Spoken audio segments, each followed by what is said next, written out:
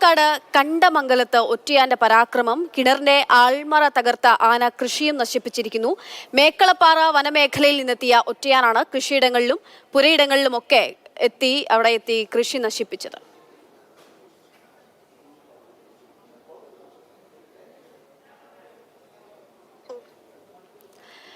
Gokul VS വിവരങ്ങളുമായുണ്ട്. Gokul, ഈ ഒറ്റയാനെ തളയ്ക്കാനായിട്ടുണ്ടോ?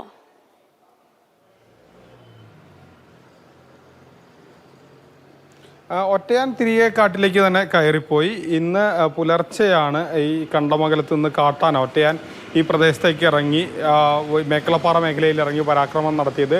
ഒരു കിണറിൻ്റെ ആൾമറ തകർത്തു. അതുമാത്രവുമല്ല, പ്രദേശത്തെ ഏകദേശം നിരവധി കവുങ്ങുകളും നശിപ്പിച്ചു.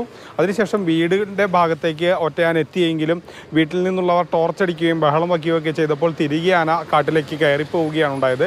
ഈ ഒരു മേഖലയിൽ ഇടയ്ക്കിടയ്ക്ക് ഇങ്ങനെ വനമേഖലയോട് ചേർന്ന് നടക്കുന്ന മേഖലയാണ്. ഇടയ്ക്കിടയ്ക്ക് ആനകൾ ഇറങ്ങുന്ന, അല്ലെങ്കിൽ മണ്ണാർക്കാട് മേഖലയിൽ തന്നെ വന്യജീവി ശല്യം കൂടിയൊരു പ്രദേശമാണ്. തിരികെ ആന കാട്ടിലേക്ക് കയറിപ്പോയത് കൊണ്ട് തന്നെ കൂടുതൽ അപകടങ്ങളോ പ്രശ്നങ്ങളോ ഉണ്ടാകാതെ രക്ഷപ്പെട്ടു എന്ന് പറയാം. പിന്നീട് പുലർച്ചെ നാട്ടുകാർ പുറത്തിറങ്ങി ഈ സ്ഥലങ്ങളൊക്കെ നോക്കിയപ്പോഴാണ് വലിയ നാശനഷ്ടം തന്നെ ഈ പ്രദേശത്ത് ഉണ്ടായതായി കണ്ടത്.